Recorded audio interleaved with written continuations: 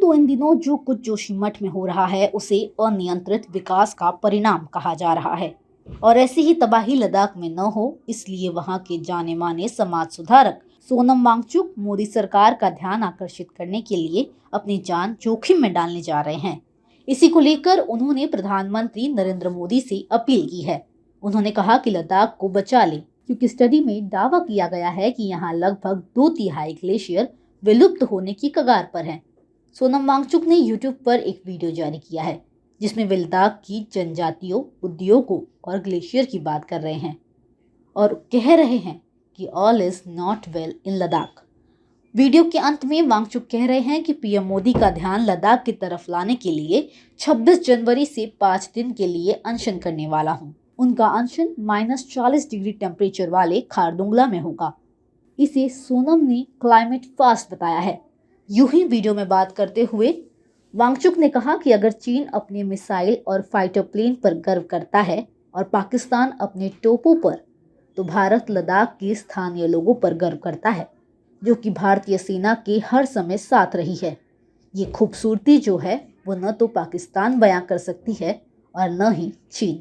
इसी को लेकर हायर लेवल एक्शन लेने की मांग भी की गई है। इस वीडियो में सोनम वांगचुक ने प्रधानमंत्री नरेंद्र मोदी और गृह मंत्री अमित शाह से लद्दाख के बारे में हाई लेवल पर एक्शन लेने की मांग की है।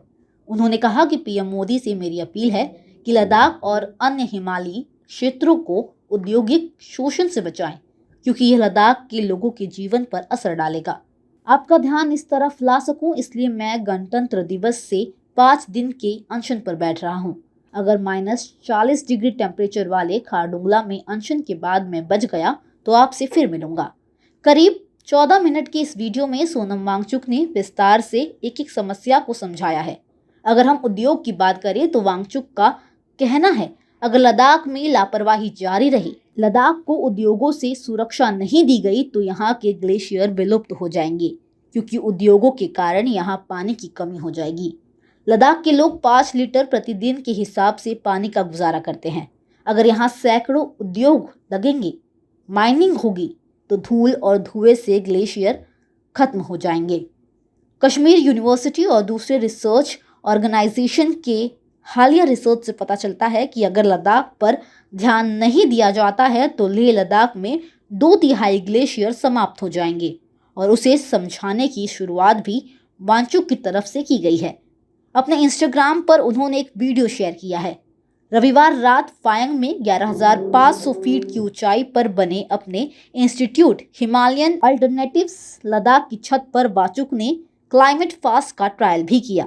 इसका एक वीडियो उन्होंने शेयर किया है जिसमें उनके सिर के पास रखे टेम्परेचर डिवाइस पर -16 डिग्री तापमान दिख रहा है।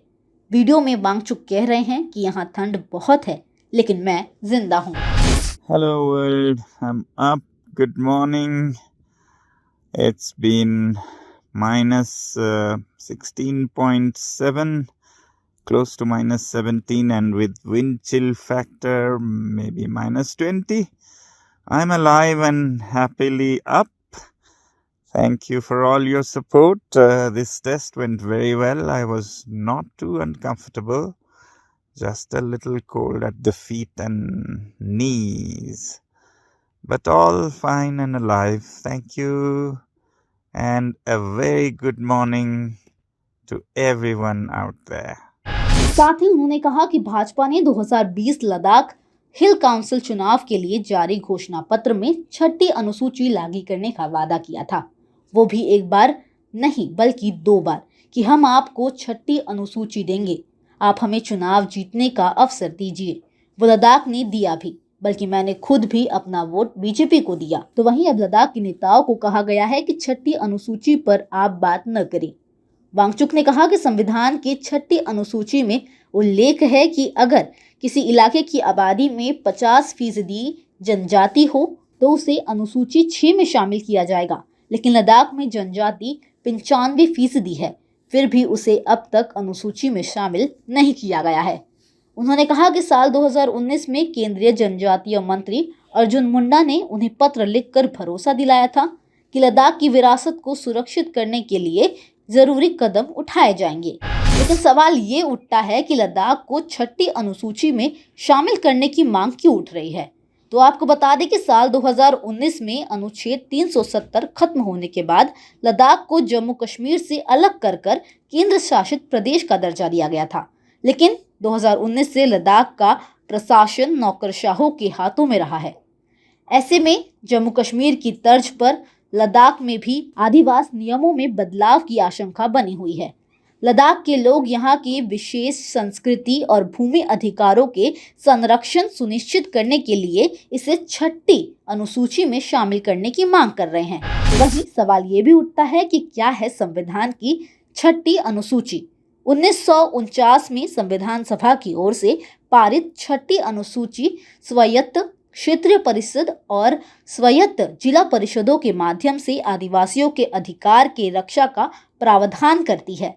ये विशेष प्रावधान संविधान के अनुच्छेद 244 ब और अनुच्छेद 275 अ के तहत किया गया है। राज्यपाल के स्वायत्त जिलों को गठित करने और पुनर्गठित करने का अधिकार है।